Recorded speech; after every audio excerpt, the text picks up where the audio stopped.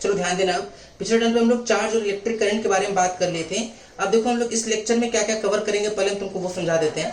हम यहाँ इस लेक्चर में तुमको बताएंगे कि किन्हीं भी दो पॉइंट के बीच का पोटेंशियल डिफरेंस कैसे निकालते हैं। पहले पोटेंशियल डिफरेंस होता है क्या, ये हम तुमको बताएंगे। फिर हम तुमको किसी एक पर्टिकुलर पॉइंट का पोटेंशियल कैसे निकालते हैं वो समझाएंगे। हम तुमको यहाँ ये भी बता देंगे कि कोई भी जो मटेरियल होता है वो कितने टाइप का होता है, ठीक है, मटेरियल कितने टाइप होते हैं वो बताएंगे। अगर मान लो कि किसी हम इलेक्ट्रिकल सर्किट की बात करें, पहले तो हम ये भी बताएंगे तुमको कि इलेक्ट्रिकल सर्किट क्या होता है, और किसी भी इलेक्ट्रिकल सर्किट में जो हम लोग डिनोट करते हैं, किसी चीज को जो रिप्रेजेंट करते हैं, तो कौन सी चीज किस चीज को रिप्रेजेंट करती है। जैसे हम तुमसे मान लो पूछे, कुछ कुछ चीजों से तुमको पता हो, कुछ कुछ चीजों से नहीं मिलेंगे, तुमको हम लोग ध्यान से समझेंगे, ठीक है। जैसे मान लो हम ये बोले ऐसे, तो ये क्या चीज को रिप्रेजेंट कर रहा है। अगर हम बोले कि ये ऐसे है तो ये किस चीज को रिप्रेजेंट कर रहा है, ये किस चीज को रिप्रेजेंट कर रहा है, ये किस चीज को रिप्रेजेंट कर रहा है। यहाँ हम लोग इस वीडियो में पूरी ये सब बात सीखेंगे, ठीक है। तो फिर से हम रिवाइज कर देते हैं क्या क्या हम लोग इस वीडियो में कवर कर लेंगे।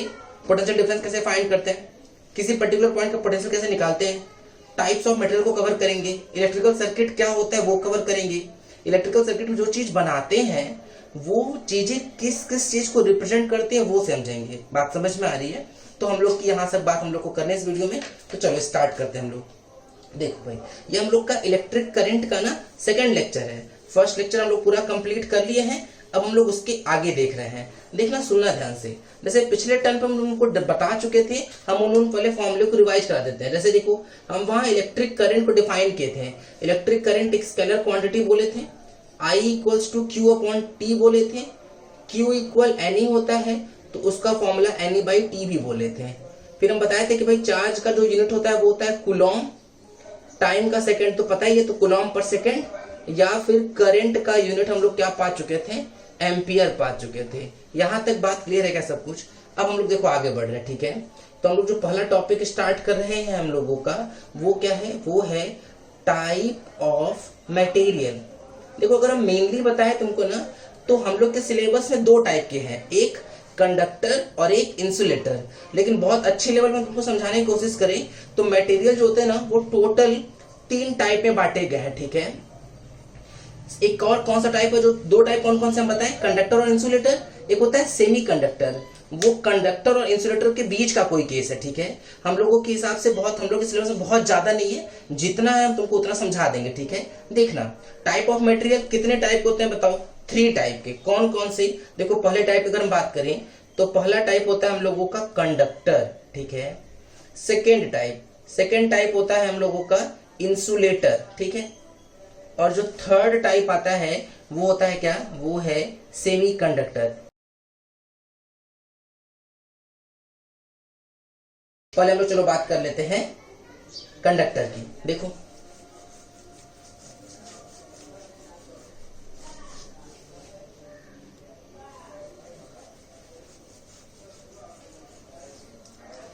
देखना, पहला हेडिंग फर्स्ट कंडक्टर। भाई कंडक्टर क्या होता है पहले हम लोग उसको समझ लेते हैं।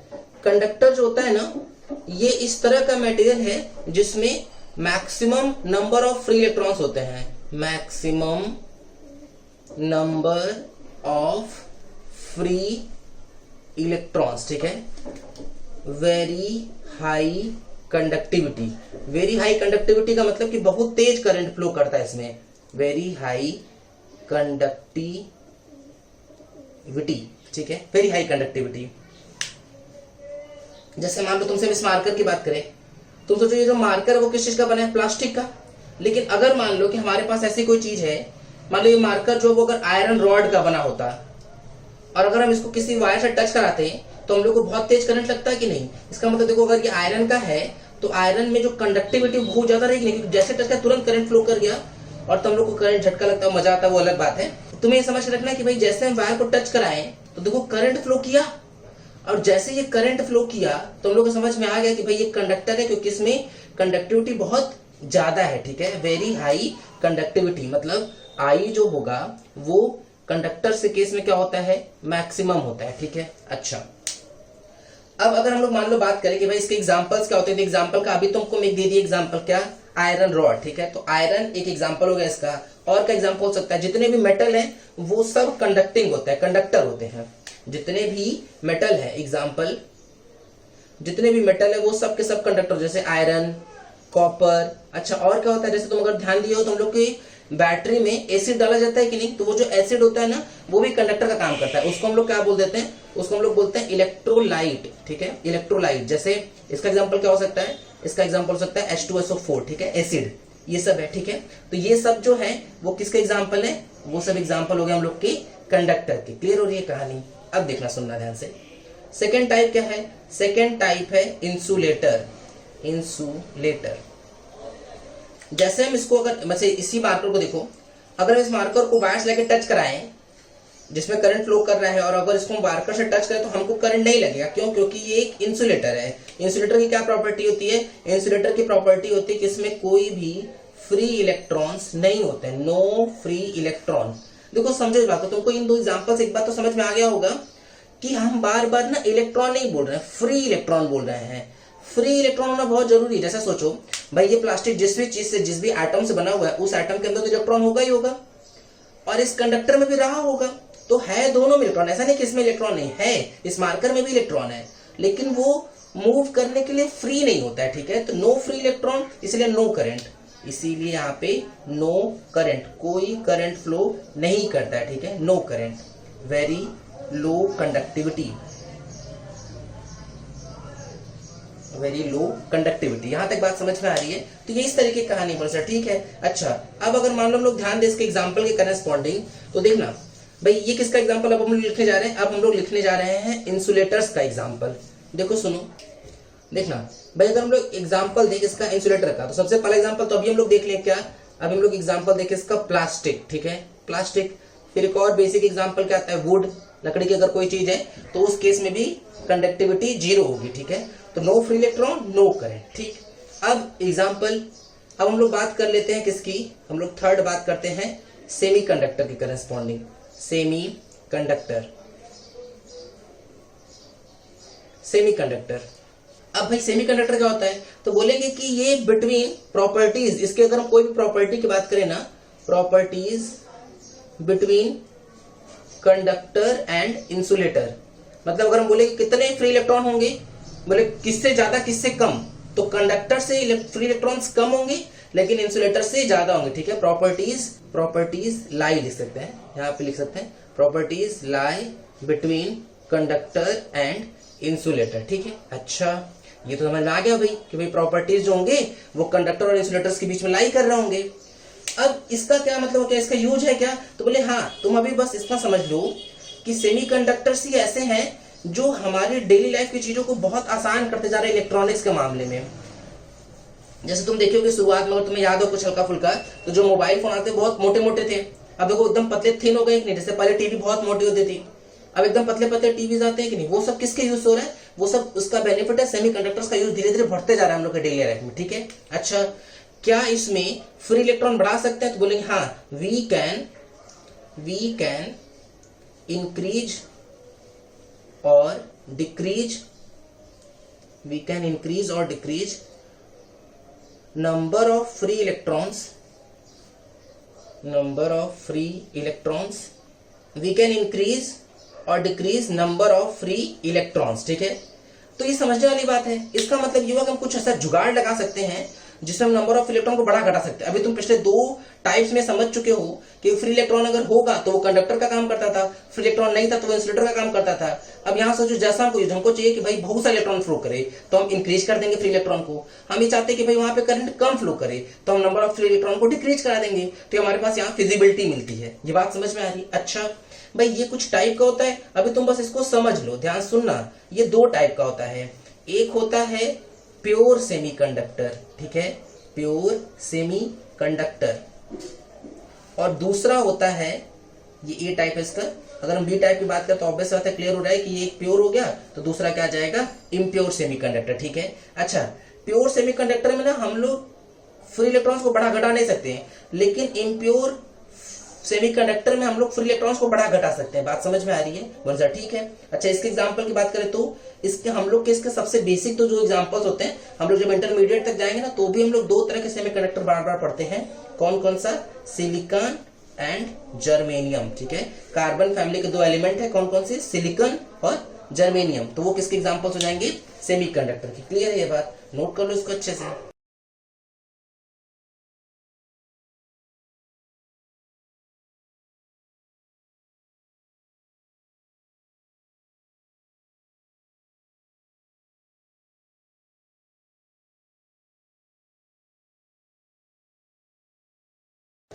अब देखो हम लोग नेक्स्ट टॉपिक पे पढ़ रहे हैं, इंपॉर्टेंट, बहुत इंपॉर्टेंट टॉपिक है।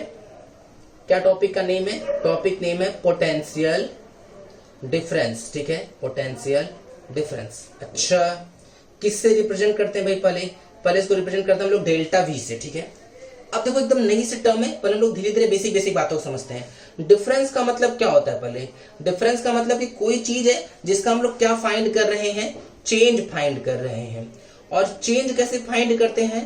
तो चेंज तो हम लोग फाइनल में से इनिशियल को माइनस कर देते हैं। बोले ये सब बात सही है। अब मेन खेल किसका बाकी रह गया हम लोग का? पोटेंशियल का, कि ये पोटेंशियल किस तरह की चीज है। देखो सुनो ध्यान से,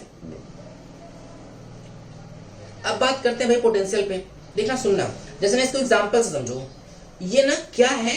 इट इज द रीजन। जैसे इसको सही से डिफाइन करें तो पोटेंशियल को हम पहले डिफाइन कर रहे हैं ना, पोटेंशियल के बारे में। It is the reason due to विच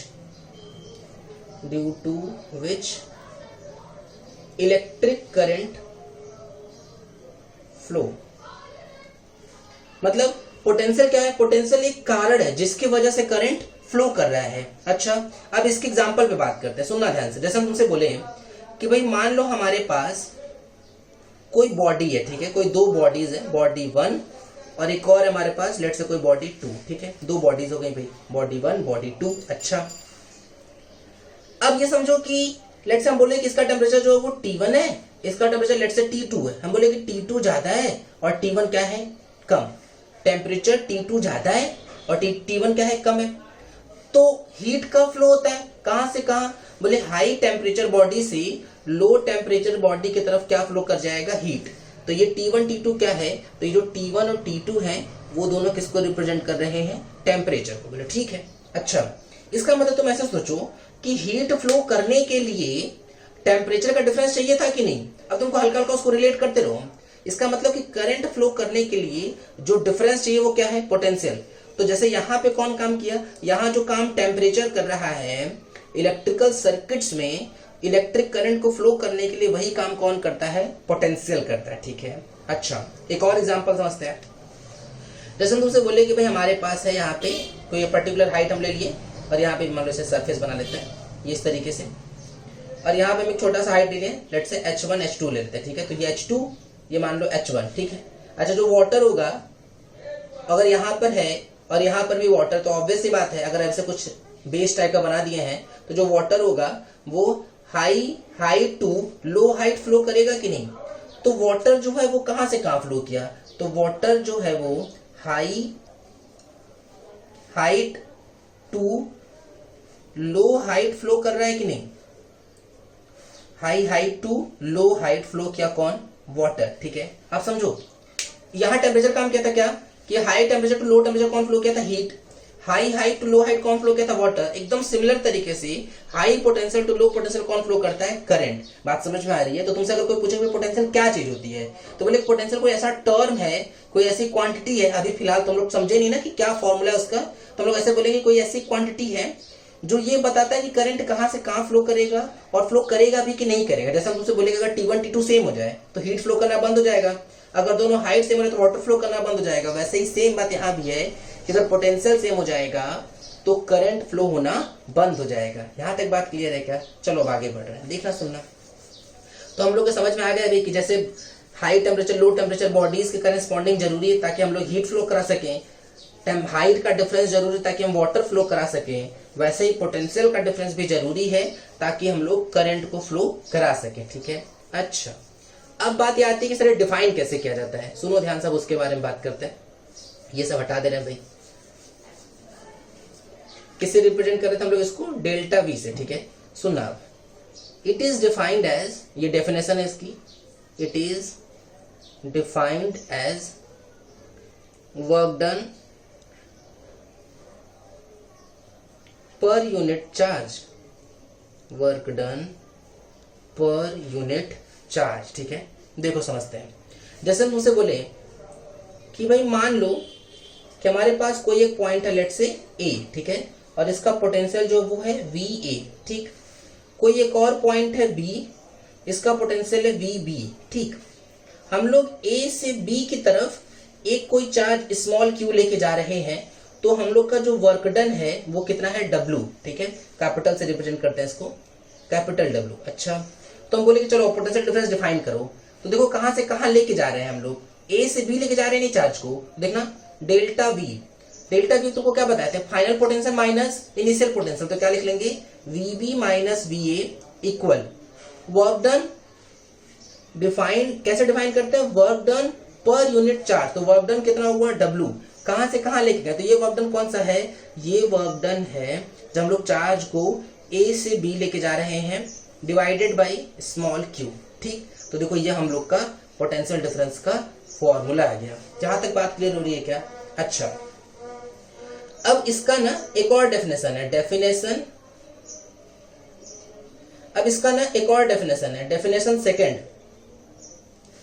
देखो क्या है, potential difference is defined as, potential difference is defined as work done to move plus 1 coulomb charge. सही बात। अरे Q की वैल्यू अगर हम लोग 1 रख दें तो जो वर्क डन होगा वही पोटेंशियल डिफरेंस बन जाएगा कि नहीं, बात समझ में आ रही है। तो क्या लिखा गया, potential difference is defined as work done to move 1 coulomb charge, ठीक है। ये इस तरीके की कहानी, इसको नोट कर लो। अब इस पर बेस्ड एक आध दो छोटे छोटे न्यूमेरिकल्स करते हैं जिसके थ्रू हम लोग को थोड़ी चीजें क्लियर होती जाएंगी, ठीक है। सुनना ध्यान से।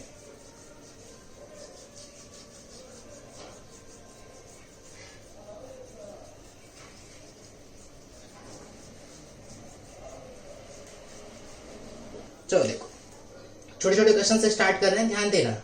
बोला जा रहा है if potential difference between 2 points A and B is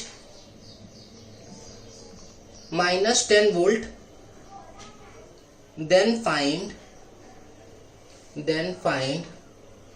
work done to move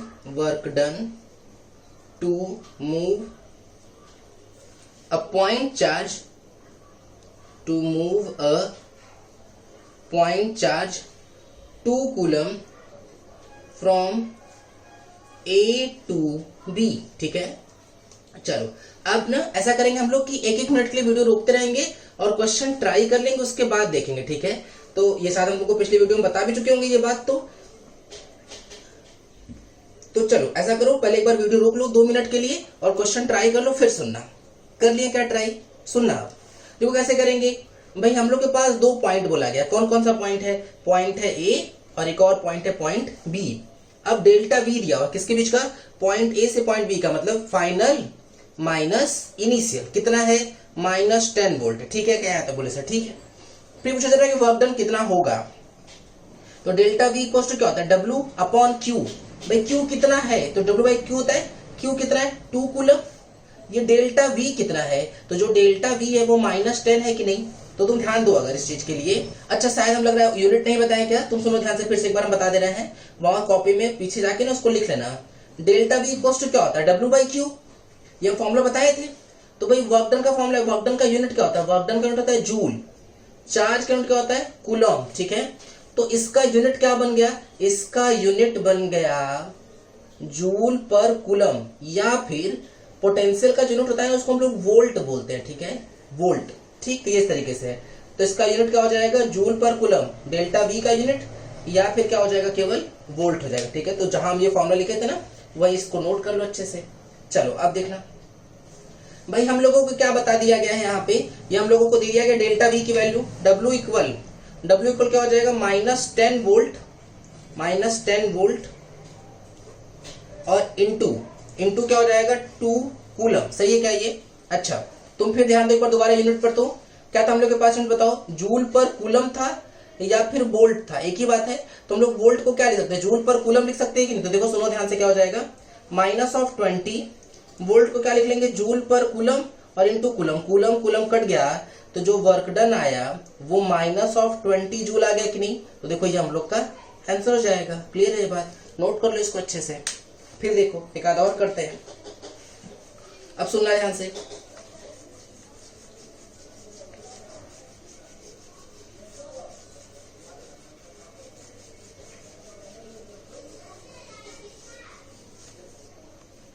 जैसे मान लो बोला गया है, अब हम क्वेश्चन को ना लिख नहीं रहे हैं, तो हम डायरेक्ट फिगर बना के समझा दे रहे हैं कि हम ए से बी लेके जा रहे हैं, किसको, 5 कूलम चार्ज को, ठीक है।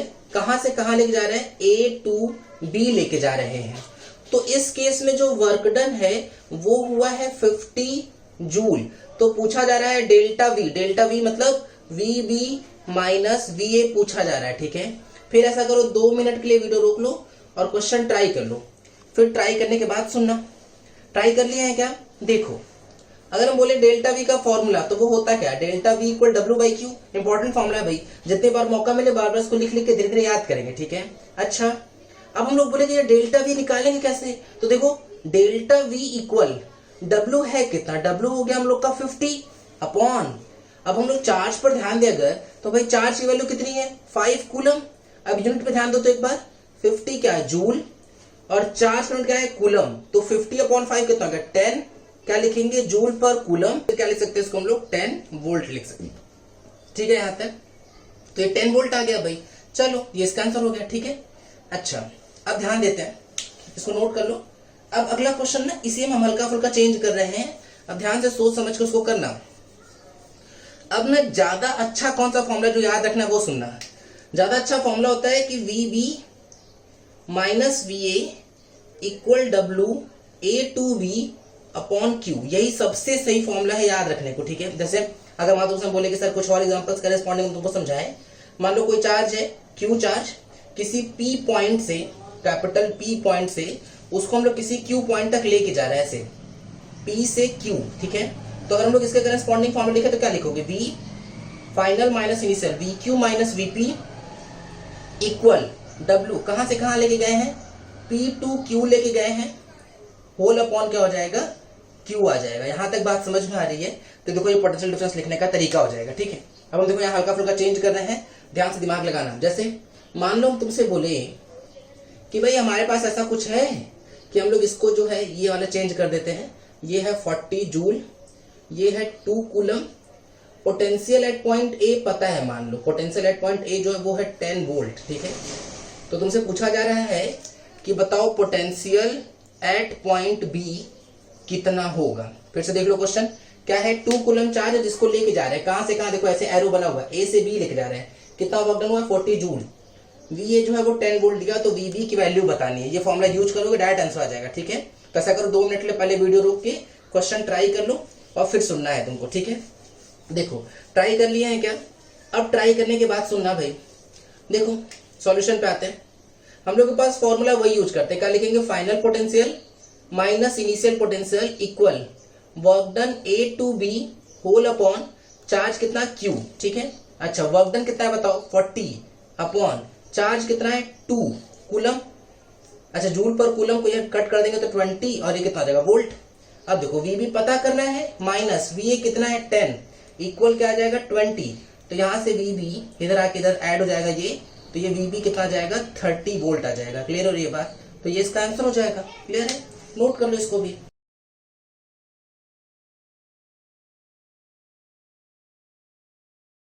फिर एक क्वेश्चन देखो ऐसे टाइप का फिर से एक तो करते हैं, देखा सुनना ध्यान से, थोड़े पॉइंट्स को हम चेंज कर रहे हैं भाई। ऐसे समझो कि मान लो कोई चार्ज है, ये पॉइंट है सी और डी, ठीक है। ऐसे डी से सी की तरफ लेके जा रहे हैं, तो वर्क डन जो है वो माइनस ऑफ 20 जूल है, जो चार्ज है वो है -5 कूलम। अगर पोटेंशियल सी का जो है वो गिवन हम लोगों को माइनस ऑफ 50 वोल्ट, तो पोटेंशियल एट पॉइंट डी पूछा जा रहा है, ठीक है। फिर से सुन लो क्वेश्चन को, -5 कूलम का एक चार्ज है, -20 जूल वर्क डन हो रहा है, जब उसको हम लोग डी से सी लेके जा रहे हैं, सी पॉइंट का पोटेंशियल पता है तो डी पॉइंट का पोटेंशियल पूछा जा रहा है। 5 मिनट के लिए वीडियो रोको और क्वेश्चन ट्राई कर लो अच्छे से। फिर अब ट्राई करने के बाद सुनना, देखो अब भाई हम लोग वर्क डन का फॉर्मूला देखें, कहां से कहां ले जा रहे हैं, डी से सी, तो फाइनल VC माइनस VD, ठीक है। फिर work done upon charge, work done कितना है -20, चार्ज कितना है -5, ये जूल और ये कूलम, तो ये कितना आ जाएगा 4 वोल्ट। अच्छा सी वाले पॉइंट का पोटेंशियल पता है कितना माइनस ऑफ 50, तो सुनना ध्यान से। तो देखो क्या हो जाएगा, ये minus 50 minus V D equal 4, इसको इधर ले जाओ, इस वाले को इधर ले जाओ, यहां से जाएगा minus 50 minus 4 equal V D. तो यहां से वी डी की वैल्यू कितनी आ जाएगी, माइनस ऑफ 54 वोल्ट। क्लियर हो रही है बात? तो ये इस तरीके से है, इसको भी नोट कर लो। अब नोट करने के बाद आगे बढ़ रहे हैं, ठीक है, देखना सुनना ध्यान से।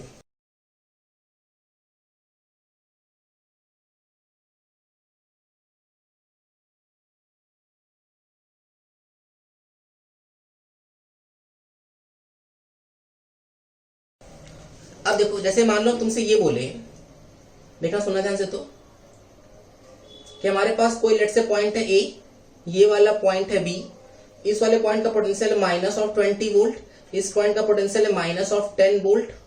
अगर हम लोग इसको यहां से इधर लेके जा रहे हैं, कितने चार्ज को, 2 कूलम चार्ज को, तो पूछा जा रहा है कि वर्क डन कितना होगा। 2 कूलम चार्ज को ए से बी लेके जा रहे हैं, ए का पोटेंशियल पता है, बी का पोटेंशियल पता है, तो पूछा जा रहा है कि वर्क डन कितना होगा। ठीक है, फिर से ऐसा करो, वीडियो रोक लो 3-4 मिनट के लिए और क्वेश्चन ट्राई कर लो अच्छे से। अब ट्राई करने के बाद सुनना भाई, फिर से हम लोग के पास जो फॉर्मूला हम लोग वही यूज करते हैं, तो हर बार फॉर्मूले को ना बाइफेक्ट करके बहुत अच्छे से लिख लो, क्योंकि ये इंपॉर्टेंट फॉर्मूला तो है ही, और जितनी बार लिखेंगे उतनी जल्दी हम लोग को याद होता जाएगा वो। तो कहां से कहां तक, work done A to B divided by क्या आ जाएगा, क्यू। अच्छा, अब भाई ये वर्क डन डब्ल्यू पता करना है, चार्ज कितना है 2 कूलम।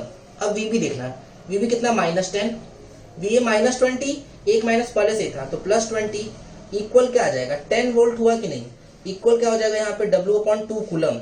तो वर्क डन कितना हो गया, 10 into 2 volt into coulomb, volt into coulomb. देखो जूल अपॉन कूलम क्या था, वोल्ट था कि नहीं, तो वोल्ट इंटू कूलम जूल बन जाएगा, तो ये तो जूल हो गया। 2 और 10 का मल्टीप्लाई कर लेंगे तो कितना जाएगा, 20 जूल आ जाएगा। क्लियर हो रही है बात? तो ये इसको नोट कर लो इस तरीके से, ठीक है। तो ये देखो हम लोग कुछ क्वेश्चंस कर लिए किस पर, पोटेंशियल डिफरेंस, वर्क डन और चार्ज के करेस्पॉन्डिंग उस पर जो फॉर्मूला मिला हम लोग को, उस पर बेस्ड कुछ क्वेश्चन किए, ठीक है। अच्छा, अब हम लोग थोड़ा आगे बढ़ रहे हैं। अब हम लोग क्या कैलकुलेट कर रहे हैं, अब हम लोग मान लो पूछा गया कि भाई किसी भी पर्टिकुलर पॉइंट पर पोटेंशियल क्या होगा, पोटेंशियल एट अ पॉइंट, ठीक है, कि वो कैसे फाइंड करते हैं। देखो जैसे अगर तुमसे बोले कि भाई ऐसा कर रहे हैं हम लोग कि ए से बी किसी चार्ज क्यू को लेके आ रहे हैं, जिसमें वर्क डन कितना करना पड़ रहा है, डब्ल्यू, तो हम लोग क्या लिखते थे, V B minus V A, क्योंकि फाइनल में कैंसिल करेंगे, इक्वल क्या था, डब्ल्यू अपॉन क्यू होता था कि नहीं, ठीक है। ये इस तरीके से हम लोग पढ़े थे इसको, कि इस केस में जब ये वर्क डन कहां से कहां का हो रहा है, तो ये work done A to B का हो रहा है, ठीक है, ये तो हम लोग पढ़ चुके थे। अच्छा, अब सुनना, पोटेंशियल एट एनी पॉइंट कैसे डिफाइन करते हैं। अभी तक हम लोग डिफाइन करते हैं वो क्या डिफाइन कर रहे थे, डिफरेंस, ठीक है। अब अगर हमको किसी पॉइंट पे पोटेंशियल निकालना होगा तो कैसे निकालेंगे, देखना, इफ अ यूनिट चार्ज मतलब +1 कूलम, ठीक है, if a unit charge is moved from infinity to any point, then work done will be potential of that point। देखो फिर से पढ़ते हम लोग, क्या बोला जा रहा है कि अगर किसी यूनिट चार्ज 1 कूलम को इन्फिनिटी से किसी पर्टिकुलर पॉइंट पर लेके आ रहे हैं, तो जो वर्क डन होगा ना, वही वर्क डन उस पर्टिकुलर पॉइंट का क्या बन जाएगा, पोटेंशियल बनेगा, ठीक है। समझाते हैं इस चीज को, देखना। जैसे मान लो हम तो से बोले कि भाई कोई चार्ज है, जिस चार्ज को हम लोग इन्फिनिटी से किसी पर्टिकुलर पॉइंट ए पर लेके आए, ठीक, बहुत दूर था, बहुत दूर, इन्फिनिटी बहुत दूर रखा था, वहां से कोई चार्ज क्यू हुआ और उसको ऐसे उठा के ऐसे लेके आ रहे हम लोग कहां पे, ए पॉइंट पर। कितना चार्ज है, तो बोले इस चार्ज की वैल्यू हम लोग क्या ले लिए हैं, यूनिट चार्ज है, यूनिट चार्ज मतलब 1 कूलम लिए हुआ, ठीक है, 1 कूलम, पॉजिटिव में 1 कूलम, ठीक है। अच्छा, तो अब देखो, अभी जो हम लोग पिछला फॉर्मूला पढ़ के एक बार उसी को लगाना। देखो क्या लिखोगे तो ध्यान से उसको देखना, क्या लिखते हैं हम लोग, final potential minus initial potential, बहुत दूर था तो हम लोग पोटेंशियल एट इन्फिनिटी उसको लिख लेते हैं, ठीक है। अच्छा, वर्क डन कहां से कहां तक, बोले इन्फिनिटी से ए तक डिवाइडेड बाई +1 हुआ कि नहीं। तो ये एक्चुअली में वर्क डन इन्फिनिटी से ए तक का ही हुआ कि नहीं। तो देखो ये चीज हम बोले ना कि अगर कोई unit charge moved from infinity to any point, infinity से अगर किसी पर्टिकुलर पॉइंट पर लेके आ रहे हैं तो जो वर्क डन होगा वही उस पर्टिकुलर पॉइंट का क्या बन जाएगा, पोटेंशियल। क्यों? क्योंकि हम लोग जनरली, या ऐसा रखो, इसको याद रखना तुमको कि हम लोग ऐसा मान के चलते हैं, एज्यूम्ड। क्यों मानते हैं, ऐसा ही क्यों मानते, कुछ और मान सकते हैं कि नहीं, ये सब तुमको इंटरमीडिएट में सिखाया जाएगा। बट फिलहाल तुम इस तरह समझ लो कि हम लोग ऐसा मानते हैं कि इन्फिनिटी पर जो पोटेंशियल होता है वो लगभग कितना होता है, 0। तो तुम देखो अगर हम इस चीज को सही से लिखे तो अगर हम v इन्फिनिटी को 0 पुट कर दे तो देखो जो वर्क डन आया वो पोटेंशियल एट पॉइंट ए के ही इक्वल आ गया कि नहीं। तो इस तरीके से हम लोग का डेफिनेशन डिफाइन हो गया, VA equal work done from infinity to a. ठीक है, ये किसके लिए हम लिखे हैं, फॉर +1 कूलम चार्ज लिखे हैं। ठीक है, लेकिन ये फॉर्मूला सही नहीं है क्योंकि अभी हम लोग 1 कूलम चार्ज लेके चल रहे हैं। ठीक है, अब डेफिनेशन सेकंड जैसे हम लोग उसमें लिखे थे ना वैसे इसको भी लिखते हैं। देखो, if any charge small q is moved from infinity to any point, then work done per unit charge is defined as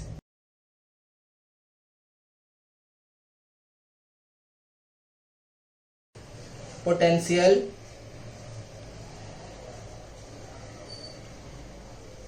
at that point। फिर से पढ़ते हैं, क्या लिखा है, if any charge small q is moved from infinity to any point, then work done per unit charge is defined as potential at that point। यहां तक बात क्लियर हो रही है क्या? तो देखो अभी हम लोग पिछली बार क्या रखे थे, उसको 1 कूलम चार्ज रखे थे। अब हम लोग 1 कूलम चार्ज ना रख के इसको q चार्ज ही रख रहे हैं। ठीक है, अच्छा तो यहाँ पे क्या हो जाएगा, डिवाइडेड बाई q होगा। तो यहाँ पे ये डिवाइडेड बाई q चलता रहेगा। ठीक है, infinity to a divided by q, ये वैल्यू तुम लोग 0 पुट करेंगे ही करेंगे।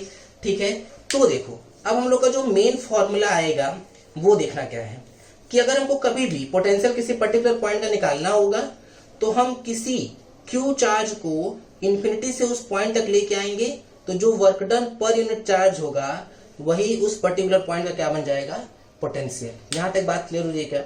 नोट कर लो इसको अच्छे से। ठीक है, तो इसके लिखने के बाद जब यहां तक लिख लेना तो फिर ये फिगर बना के दोबारा यहां तक नोट करना। ठीक है, और इस फॉर्मूले को घेराबंदी करेंगे क्योंकि यही फॉर्मूला हम लोगों को याद रखना है। तो बोले पिछला वाला सर क्यों नहीं याद रखना है? इसलिए नहीं याद रखना क्योंकि तुम सोचो ना, अगर इसी फॉर्मूले में तुम q की जगह 1 रख दिए तो पिछला वाला डिराइव हो जाएगा कि नहीं। तो ये ज्यादा इंपॉर्टेंट फॉर्मूला है, ये एक जनरल फॉर्मूला है और इसमें अगर हम q वैल्यू 1 रख देंगे तो पिछला केस तो आ ही जाएगा। ठीक है, चलो अब देखो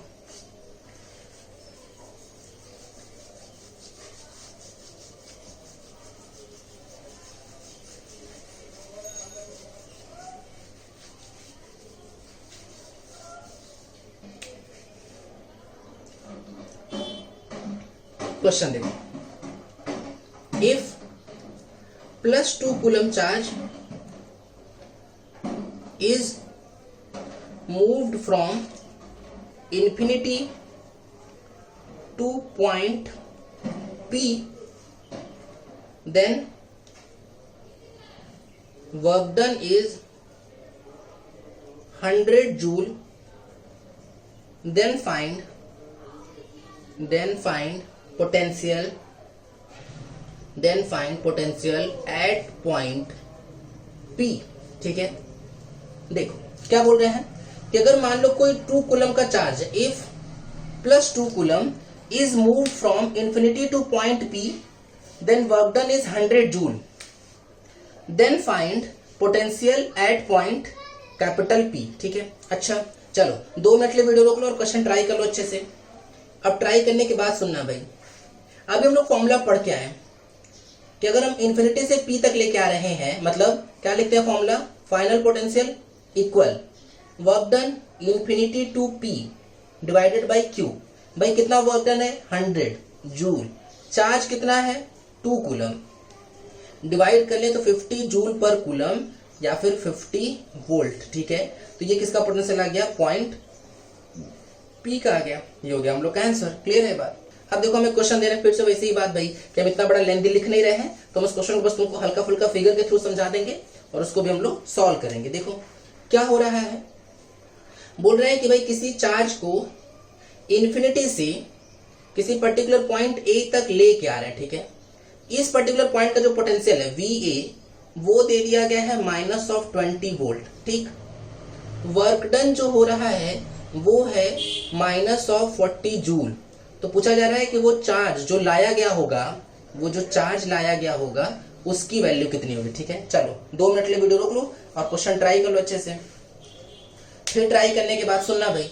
अब यहाँ पे भी पहले हम लोग फॉर्मूला लिख लेते हैं, कहां से कहां लेके आ रहे हैं। बोले इन्फिनिटी से ए लेके आ रहे हैं, क्या फॉर्मूला हो जाएगा, a work done infinity to a divided by q. अच्छा वर्क डन कितना, -40 जूल अपॉन चार्ज पता नहीं, चार्ज पता करना है। पोटेंशियल एट पॉइंट ए कितना है, -20। तो देखना अगर हम क्यू लिखें -40 जूल अपॉन -20 वोल्ट, कटपेट कर लेंगे तो 2 और जूल पर वोल्ट जो हो जाएगा वो क्या बन जाएगा, कूलम बन जाएगा। माइनस तो प्लस हो ही जाएगा, तो जो चार्ज की वैल्यू आ जाएगी वो कितना जाएगा, 2 कूलम आएगा। यहां तक बात क्लियर हो रही है क्या।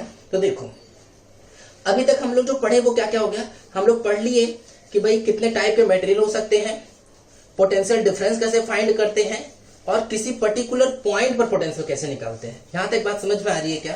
अब हम लोग आगे बढ़ रहे हैं थोड़ा। अब हम लोग समझते हैं कि भाई इलेक्ट्रिकल सर्किट, कई बार तुमको ये समझ में आएगा, बार बार बोला जाएगा कि भाई कोई सर्किट है, कोई सर्किट है, सर्किट है, सर्किट है, ये कई बार वर्ड यूज किया जाएगा, ठीक है। तो हम लोग पहले इलेक्ट्रिकल सर्किट को समझ लेते हैं, ठीक है। बोलेंगे कि a close loop in which electric current flow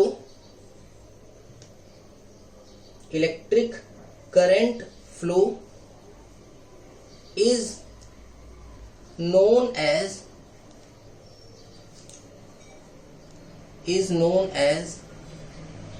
electric circuit, ठीक है। फिर से पढ़ो क्या लिखा है, a close loop in which electric current flow is known as electric circuit. मतलब कोई भी ऐसा क्लोज लूप बना है जिसमें अगर इलेक्ट्रिक करंट फ्लो कर रहा है तो उसको हम लोग क्या बोल देंगे, इलेक्ट्रिक सर्किट बोलेंगे, ठीक है। जैसे हम तुमको एक आध दो एग्जांपल दे रहे हैं।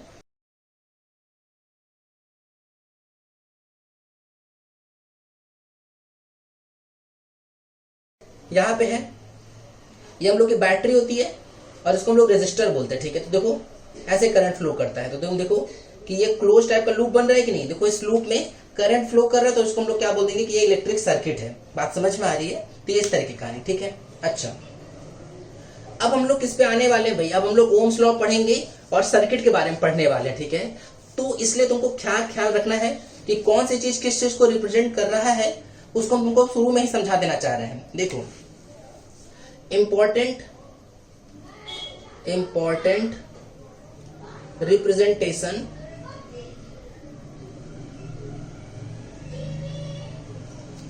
इन इलेक्ट्रिक सर्किट।